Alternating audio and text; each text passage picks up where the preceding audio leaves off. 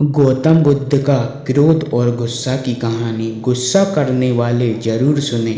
दोस्तों, गौतम बुद्ध ने तो कभी अपने जीवन में क्रोध किया ही नहीं, परंतु क्या आप क्रोध करते हैं? क्या आपके पास के लोग, आपके परिवार का कोई भी सदस्य, आपका भाई, आपकी माँ, आपके पिता, बेटा, बेटी क्रोध करते हैं? अगर गुस्सा करते हैं तो इस कहानी के माध्यम से आपको इसका समाधान जरूर मिल जाएगा और क्रोध करना आप छोड़ देंगे।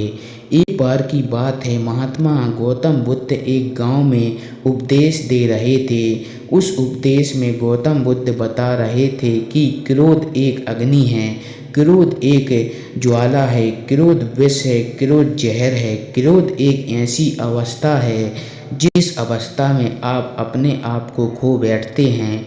क्रोध करते वक्त क्रोधित व्यक्ति सामने वालों का नुकसान करना चाहता है, लेकिन दोस्तों यह कैसे संभव हो सकता है कि क्रोध आप करें और उसमें क्रोध की वजह से किसी दूसरे का नुकसान हो? यह तो कदापिक नहीं हो सकता। हाँ, यह जरूर हो सकता है कि उस क्रोध की वजह से आप जरूर परेशान होंगे, आपकी मानसिक स्थिति जरूर बिगड़ेगी, आपकी शारीरिक व्यवस्था आवश्यकता जरूर खराब हो सकती है।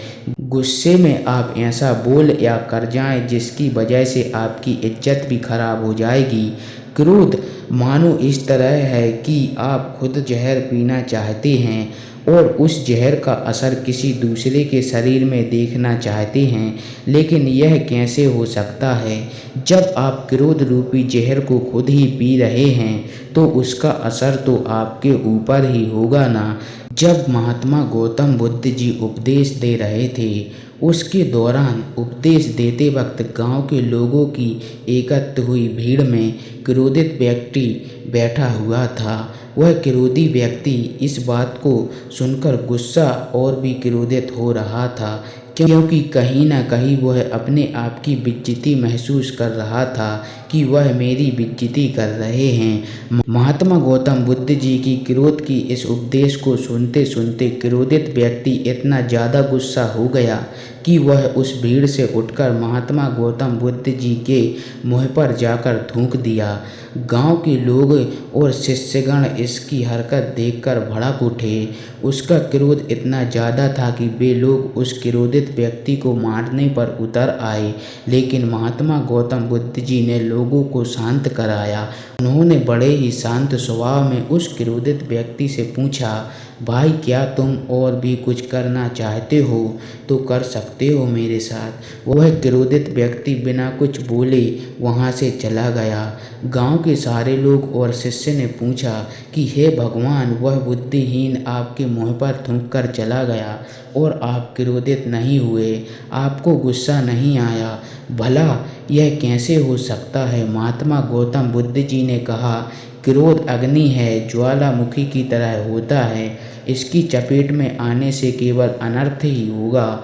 उसने अनर्थ अर्थात गलत कार्य किया। अगर मैं भी उसी की तरह क्रोधित हो जाऊं तो मैं भी अनर्थ अर्थात गलत कार्य कर देता। वह व्यक्ति हो सकता है कि किसी परेशानी में रहा होगा, किसी बात को लेकर परेशान रहा हो, जिसकी वजह से वह यह गलत कार्य कर गया है। गांव के सारे लोग महात्मा गौतम बुद्ध जी की बात को समझ गए और अपने गुस्सा को शांत कर लिया। फिर अगले दिन महात्मा गौतम बुद्ध जी दूसरे गांव में अपने उपदेश दे रहे थे। उसी दौरान वह गुस्सैल व्यक्ति महात्मा गौतम बुद्ध के चरणों में गिरकर रोने लगा और कहा, हे महात्मा, अभी मेरा गुस्सा शांत हो गया है। मैंने कल जो अनर्थ कार्य किया था उसकी वजह से मैं बहुत पछता रहा हूँ।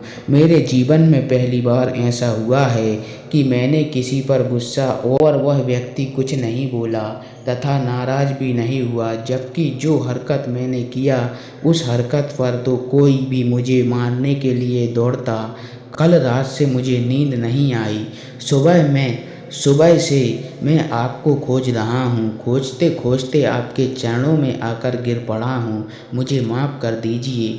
महात्मा गौतम बुद्ध जी ने कहा, कोई बात नहीं, मैं उस बात को कब का भूल चुका हूँ। मैं तो उस वक्त भी उस बात को गौर नहीं किया था जब तुमने मेरे मुँह पर थूका था। फिर उस व्यक्ति ने कहा कि आप महान हैं, इतना इतना सारा हो जाने के बावजूद भी आप मुझे नरम स्वभाव से बात कर रहे हैं, मेरा दोष देने के बजाय मेरे दोष का बचाव कर रहे हैं। इस नासमझी क्रोध की वजह से हुए पाप के लिए मैं क्षमा चाहता हूँ।